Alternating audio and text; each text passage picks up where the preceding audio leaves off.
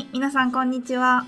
今日はですね、ノータビリティっていうアプリを使って、こんな感じの、筋肉のね、解剖学ノートみたいなのを作っていきたいと思います。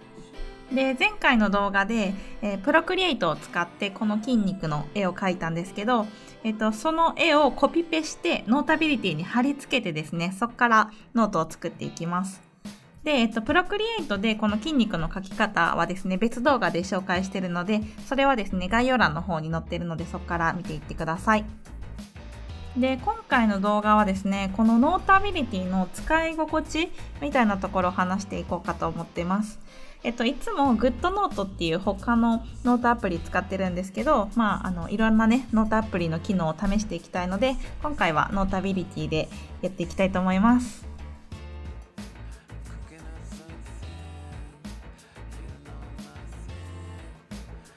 はい、じゃあまず始めていきます。前回の続きになるんですけど、前回プロクリエイトで描いた絵をピング書き出し、背景透明のピング書き出しにして、でこっちのノータビリティに貼り付けています。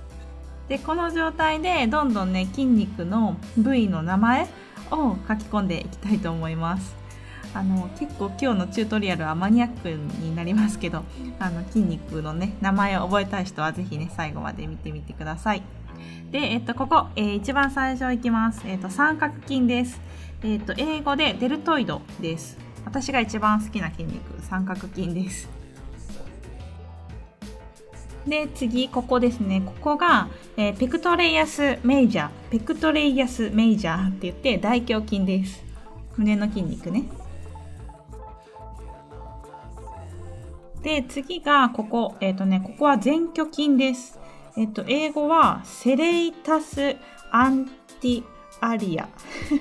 セレイタスアンティアリアです。前鋸筋はこの脇腹のとこにあるノコギリみたいな筋肉なんですけど、ボクサー筋とかっても呼ばれるこのボクサーの人が早くパンチを出すために使う筋肉です。で次がですね、ここ、腕の筋肉の、バイセップスは、二頭筋っていう意味ですね。で二頭筋はこの男の人がこうギュッてやった時に力こぶが出てくるやつ、これが二頭筋です。でその隣にあるのが、ブレイキアリス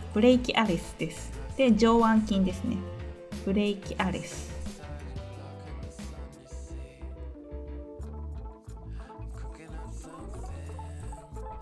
でその次が、これはね長いんですけど、エクステンサーカーピーラディアスブレイブスって言って単頭側手根側筋です。英語も読みにくいし日本語も読みにくいやつですね。前腕のとこの筋肉です。でこの筋肉の裏側にあるのが、エクステンサーディジトーラムって言って超視神筋というものがあるらしいです。全然知らないですね、こんなとこ。上の方ばっかり気にしちゃいますけど、こういうところにもいろんなね、細かい筋肉があります。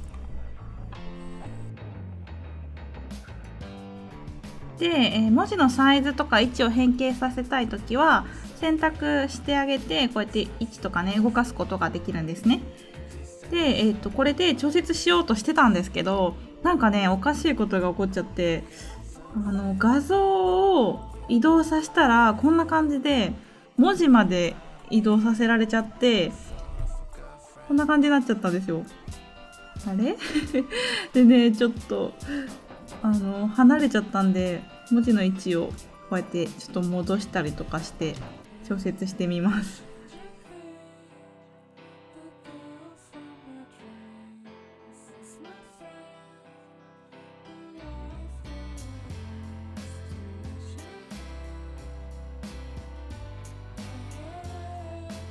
でね、頑張って調節しようとしたんですけど、なかなかね調節できなくて、ちょっともう一回ね一部書き直します。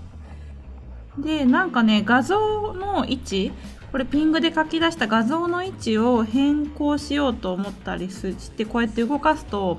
なんかね、文字、その上に乗っかってる文字も一緒にくっついてきちゃうみたいですね。これちょっと嫌ですね。なんかすごい嫌だで画像だけ移動させようとするとなんかできないの、こうやってね。困ったぞ。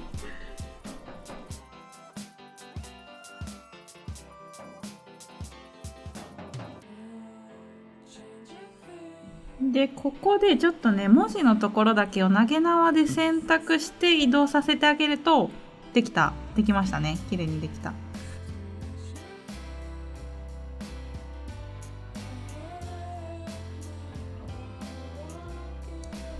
でこっからねちょっと気を取り直してまたノートを書いていきたいと思います。はい、諦めない諦めないぞ。次、腕の裏側にある筋肉ですね。これ、上腕三頭筋で読み方がトライセプス、ブレイキアスです。で、その上にある筋肉ですね。広背筋です。広背筋は英語で、ラティスマスドーシと言います。ラティスマスドーシ広背筋です。でその上にちっちゃい筋肉があるんですけど、ここね。でノータビリティなんですけど、直線を書きたいときはこうやってギュッて長押ししてあげると直線が書けます。グッドノートとノートシェルフは図形ボタンがあって、直線とか図形を書くボタンがあって、それを押さないと直線が書けないんですけど、ノータビリティはグッとホールドしてあげると、直線になってくれます。でここの筋肉ですね。これがトレスメイジャーって言って大円筋で、その下かなに小円筋っていうのがあって、それはトレスマイナーと言います。で最後ですね、背中の上の方にある筋肉で、トラピジアスが僧帽筋です。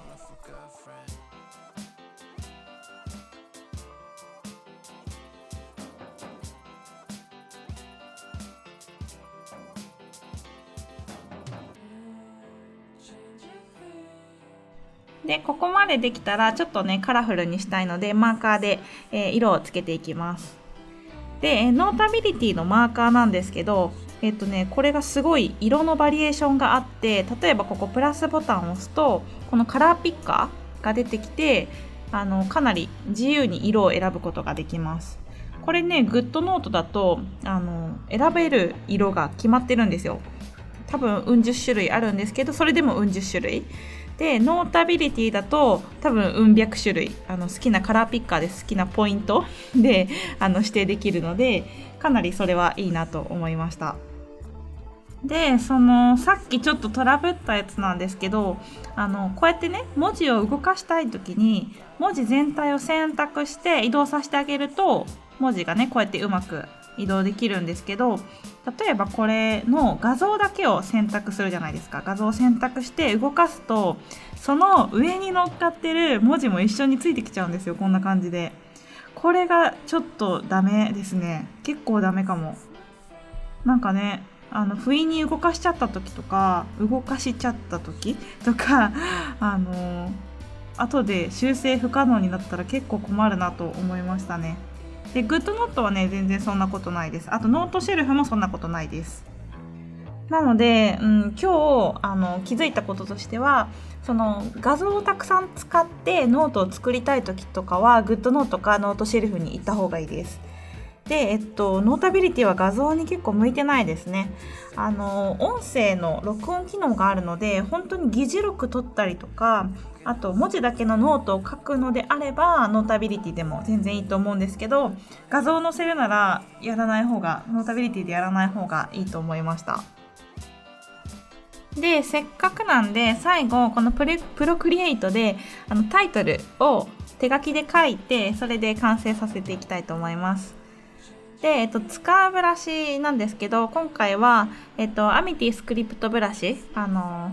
ブラシセットで売ってるやつの中から、今回はモンキーっていうブラシがあるので、それを使って描いていきます。でタイトルは、アッパーボディアナトミーです。アッパーボディアナトミー。アッパーボディは上半身っていう意味で、アナトミーは解剖学っていう意味になります。では適当に結構ラフな感じでこうやって、文字を書いてあげます。レイヤー選択した状態で3本指で上からシュッてしてあげるとコピーっていうボタンが出てくるんですね。なのでコピーをしてこの状態で、ノータビリティに持っていってですね、ペーストを押します。そしたらこんな感じで、これも背景透明で貼り付けられてます。でこの状態でトリミングをしてもらって、サイズですね、サイズ変形というかこの周りの空白までペーストされちゃってるので、綺麗にしてあげます。こんな感じかな。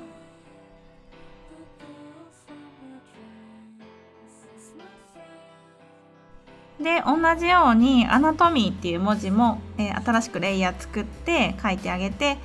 コピーしてペーストしていきます。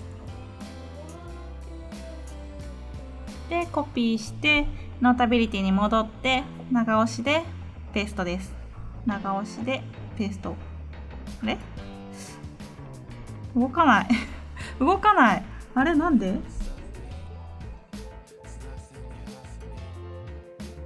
動かないですね。ちょっとフリーズしました。どうしよう。ホームボタンじゃない電源ボタンを押しても動かないですね。完全に止まりました。ショック動かない。ちょっとあまりにも動かないのでリセットをかけますね。iPad Pro をリセットかけるときは電源ボタンと、プラスボタンかマイナスボタンどっちでもいいんで長押ししてあげると、リセットがかかるはずなんですけどリセットすらもかけれないですね。どうしようショック。もうめっちゃショックです。はい。ですね、全くに動かないので申し訳ないですけど今日はちょっとここでおいとまさせていただきますすいません皆さん。ちょっとダメだねノータビリティノータビリティのせいなのか何なのか分かんないんですけど、私の iPad Pro 結構1テラのiPad Pro 持ってるんでメモリもね上がってるはずなんですよ。6ギガかな、メモリ6ギガなんですけど、ちょっとそういう問題でもなさそうなのでちょっとアプリが重たくなっちゃったのかな。やっぱり画像を使うと結構挙動がおかしくなってたのでノータビリティちょっと画像を使ったノートは本当にちょっといまいちなのかもしれない。もしかしたらアップデートされたらね改善してくるかもしれないんですけど、今日はねちょっとこんな感じで終わりたいと思います。すいません。でもねこのミスからねいろいろ学びましたので次に活かせればいいかなと思ってます。こんな感じでねまたノータビリティないしは他のねノートアプリどんどん使っていろんなノートを作っていきたいと思うのでもしねこの動画がちょっとでも役に立ったらいいねボタンをお願いします。でまたチャンネル登録してない人はですねぜひポチッとしていただけると嬉しいです。はい、ということで今日はご清聴どうもありがとうございました。ごめんね。バイバイ。